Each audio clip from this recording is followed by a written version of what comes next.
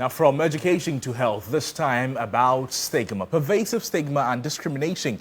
It continues to marginalize persons living with HIV, despite progress in Ghana's HIV response, forcing many to suffer in silence. Now, this is the untold story of individuals like Rhoda, who, despite being HIV positive, bravely navigates a society that often shuns and ostracizes those living with the virus. Health correspondent Sarah Apenkro has more in this report.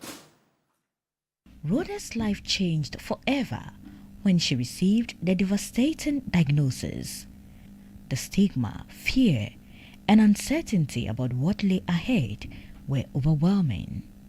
When I went to that facility, the nurse who saw my report went to my school to tell a colleague teacher to be careful about me and that I am HIV positive. So when I come back to the school, they shouldn't get closer to me. They shouldn't allow the students to get close to me. But this lady, I always appreciate her a lot. She's called Madam Grace. The lady kept this to herself. And because of even what the guy told her, she decided to be more close to me. It was just recent, last year, that she disclosed this to me.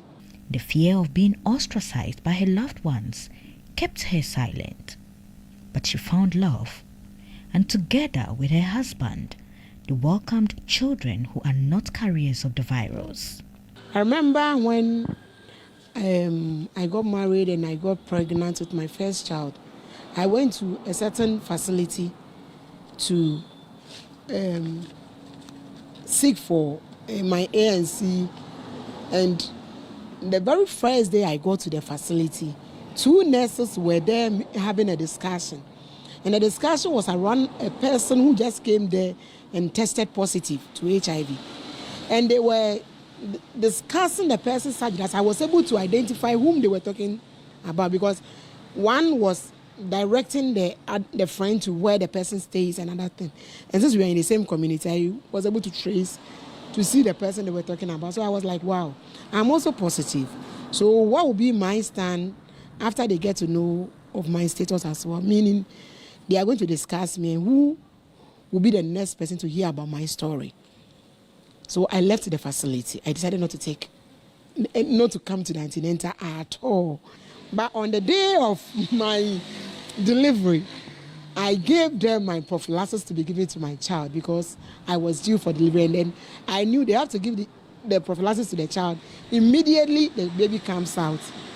The moment I gave this to the woman, her attitude towards me changed. She now became cold. She wasn't responding to me. So when I started having the contractions and was crying for help, she wasn't coming to me. But lo and behold, there were some student nurses at the facility, and one of them was coming to me. The woman, when I was even, the baby's head was coming out. I felt that I held it and saw that the head was coming out. I shouted to them that the baby is coming. She said I should shut up and be there. Which baby is coming? HIV nipa so. Obatete ye wahase. Yebedi wachi sabe de say be hwe no ahwe po no bi anya bi. Mo kɔ ne ho am hwe yi. And I was scared. I was crying. Rhoda's story is not unique. Thousands of Ghanaians live with HIV silently, battling stigma and fear. Despite the progress made in Ghana's fight against HIV, stigma remains a significant barrier. Many still view HIV as a moral issue rather than a health condition. We recognize that one of the biggest barriers to the stigma is even among the health workers who are supposed to provide care to HIV clients. They themselves stigmatize the clients. And so as charity begins at home, we have come up with some training package for healthcare workers. And we have also engaged with other partners like the Nurses and Midwifery Council. And they are now trying to include a course on stigma in their curriculum. The Ghana AIDS Commission estimates that about 334,000 people are living with HIV in the country. However, only about 151,000 are on treatment, highlighting the need for more support and acceptance.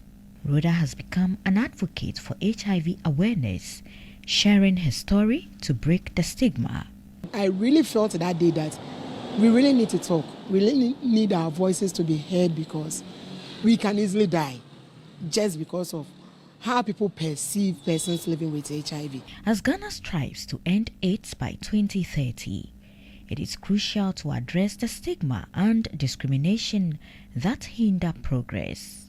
And yet, the Ghana AIDS Commission appears handicapped with lack of resources to intensify and sustain awareness creation. We need the resources. We want to end AIDS by 2030.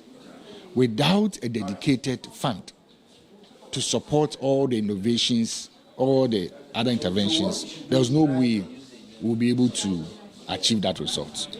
It is important to create a society where persons living with HIV feel valued, supported, and empowered to live their lives without fear. Sarah Penkru, TV3 News, Accra.